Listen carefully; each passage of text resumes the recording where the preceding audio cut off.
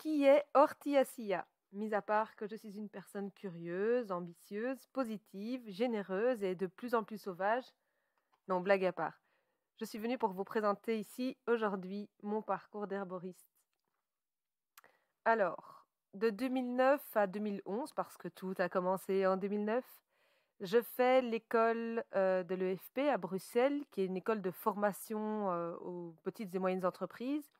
Et donc, c'est le diplôme d'herboriste et de gestion commerciale, et donc dans l'objectif de faire de nous des commerçants.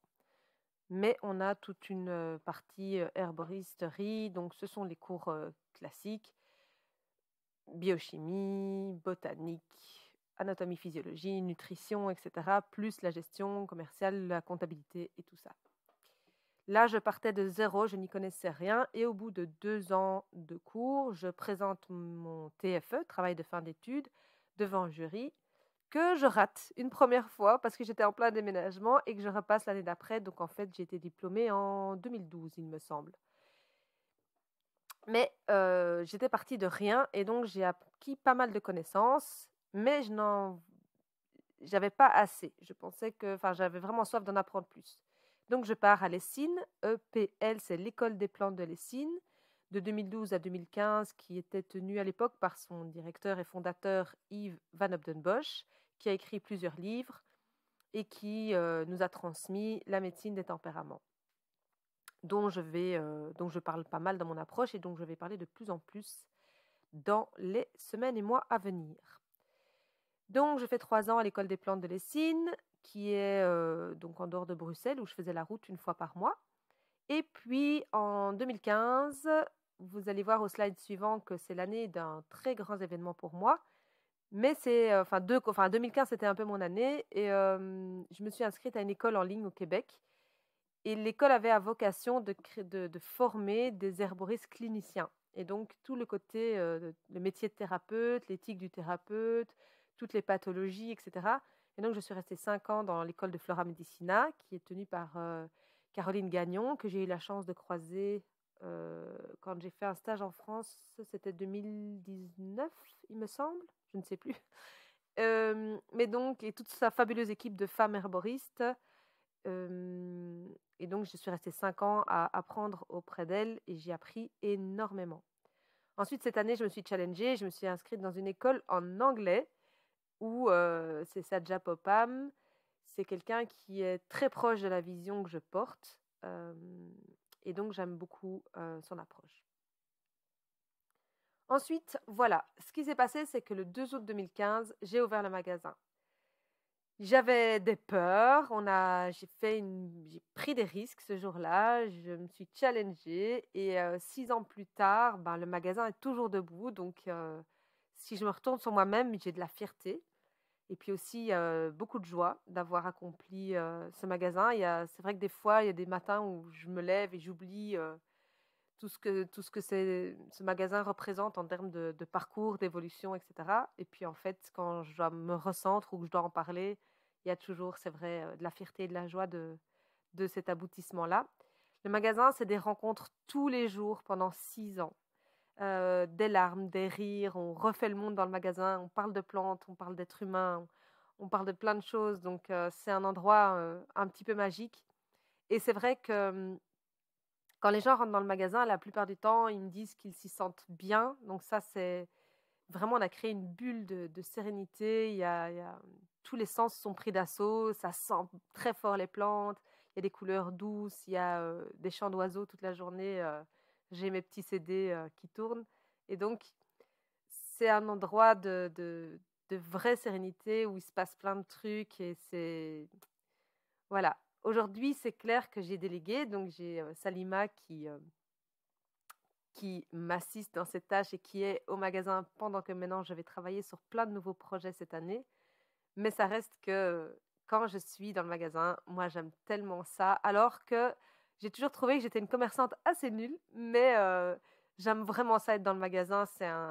Il se passe tellement de choses sur une même journée. Il y a tellement d'énergie qui sont différentes, qui se rencontrent. Qui se croisent, c'est juste, il y a tout type de public, c'est magnifique, c'est magnifique. Voilà, donc ça, c'est mon expérience magasin. Et d'ailleurs, ceux qui me regardent sur YouTube, il y a pas mal de vidéos qui sont tournées dans le magasin, derrière le comptoir ou entre les rayons. Enfin, c'est un endroit où j'ai fait énormément de choses. J'ai aussi donné des formations dans le magasin. Enfin, en tout cas, voilà. C'est un lieu plein de vie. C'est ça le truc. C'est le mot que je cherchais. C'est un lieu vraiment plein de vie. Alors, avec le temps, parce qu'en fait, si j'ai démarré l'herboristerie en 2009 et qu'aujourd'hui on est en 2021, ça fait quand même quelques années. Et avec le temps, j'ai vraiment développé ma vision de l'herboristerie. J'ai fait une vidéo d'ailleurs là-dessus sur YouTube qui est qu'est-ce que l'herboristerie holistique, où j'explique un peu en détail, mais en gros, c'est que la plupart des gens, et y compris certains herboristes, des collègues ici en Europe, ont une vision très pharmaceutique de l'herboristerie. Donc, une pathologie, une réponse. Une plante, à quoi ça sert? Alors, c'est sûr que les plantes, elles ont des affinités avec des pathologies, avec les systèmes du corps, mais il n'y a pas à chaque pathologie telle et telle plante, ça c'est la réponse. Par exemple, en pharmacie, on vous dit que si vous avez mal de tête, la réponse c'est l'aspirine pour tout le monde. Ok? Quel que soit votre terrain, en fait, parce que dans les médecines naturelles, on tient vraiment compte du terrain, c'est la base. Eh bien, si vous faites partie de ces gens qui pensent qu'en herboristerie, pour soigner les maux de tête, il faut de l'huile essentielle de menthe poivrée, déjà, ça ne va pas le faire. Parce que il faudra personnaliser, en fait, en fonction de la personne, en fonction de quel type de mal de tête elle a, en fonction de son terrain, de plein de choses. Donc, moi, ça, c'est ma vision et j'ai vraiment de plus en plus envie de la transmettre et c'est ça qui me tient à cœur. Du coup, ça nous amène à la suite. C'est la création cette année de l'école buissonnière. C'est un tout nouveau projet. C'est juste énorme. C'est l'idée de répondre à une demande de plus en plus grande, l'idée de transmettre ma vision de l'herboristerie holistique. Alors de changer, parce que j'ai eu une casquette de commerçante et puis j'ai aussi, pour ceux qui me suivent, une casquette de thérapeute, puisque j'ai fait de la consultation pendant plusieurs années. J'en fais encore aujourd'hui, même si j'ai réduit mes heures. Mais aujourd'hui, je voudrais mettre cette casquette d'enseignante. C'est vraiment quelque chose qui me tient à cœur. Et donc, je voudrais vous accompagner sur les chemins de la connaissance. Les valeurs de l'école buissonnière, ce sera de la pédagogie de l'adulte, faire des choses qui soient plutôt ludiques et agréables, et aussi beaucoup de mise en pratique. Je vais essayer vraiment de pas vous coincer dans de la théorie. Alors, de l'enthousiasme, de la structure, parce qu'en fait, j'ai un côté très samouraï que j'assume de plus en plus. Alors, ça fait bien marrer les copines, mais en même temps, je sais que au niveau de l'enseignement, quand c'est brouillon, les gens ne retiennent pas les idées. Donc, mon côté samouraï, je peux le mettre à profit et l'offrir, vous l'offrir en tout cas, et le mettre à votre service. Et puis aussi la clarté des propos, c'est-à-dire que j'aime bien définir les mots, j'ai un grand amour des mots, vous savez que j'aime énormément les bouquins, mais c'est pas pour rien. Et donc, les termes, on va les définir pour savoir de quoi on parle, et plus on va définir de termes en herboristerie, et mieux on va comprendre comment ça fonctionne en vrai. Donc, la clarté des propos, la définition des termes, pour moi, ça va être aussi quelque chose d'essentiel, et vous allez voir à quel point ça nous rend service. À tous. Et ça rend service à l'herboristerie parce que ça lui donne de la crédibilité, si on sait de quoi on parle et qu'on définit clairement les termes. Donc, voilà pour la casquette d'enseignante et pour cette grosse annonce de l'école buissonnière. Alors, petit clin d'œil, en fait, pourquoi je l'ai appelée l'école buissonnière? Parce que l'école buissonnière, c'est quand on brosse l'école, quand on zappe ses cours. Et en fait, avant qu'il y ait la technologie, les enfants, ils faisaient l'école buissonnière, ils allaient dans les buissons.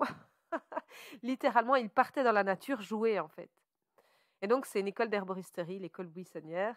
C'est vraiment un gros clin d'œil à l'enseignement un peu alternatif aussi. Et puis, parce que le clin d'œil du clin d'œil, c'est que nous sommes les élèves de la nature, en fait. L'herboriste, son premier professeur, c'est la nature. Il faut arriver avec humilité dans la nature et voilà. Donc, il y a vraiment plein de choses derrière ce mot de école buissonnière. J'espère que ça vous parle, en tout cas, ces petits clins d'œil. Voilà, voilà. Et donc, moi, je vous remercie que vous soyez là depuis mes premiers blogs, parce que je sais que certaines personnes suivent depuis les tout premiers blogs, ou que vous veniez d'arriver dans ma communauté, moi je vous dis merci. Merci, merci d'être là, merci de me soutenir parce qu'en fait, que ce soit sur Insta ou sur YouTube ou sur le site ou bien dans les ateliers ou au magasin, toutes les personnes qui sont au magasin, je les remercierai jamais assez aussi. C'est parce que vous êtes là que moi je peux continuer, c'est parce qu'il y a des communautés, de Hortiacia qu'on peut avancer ensemble et que ça me permet de vous offrir davantage de choses chaque fois en fait. Donc merci, merci, merci à tous et bienvenue dans la nouvelle aventure.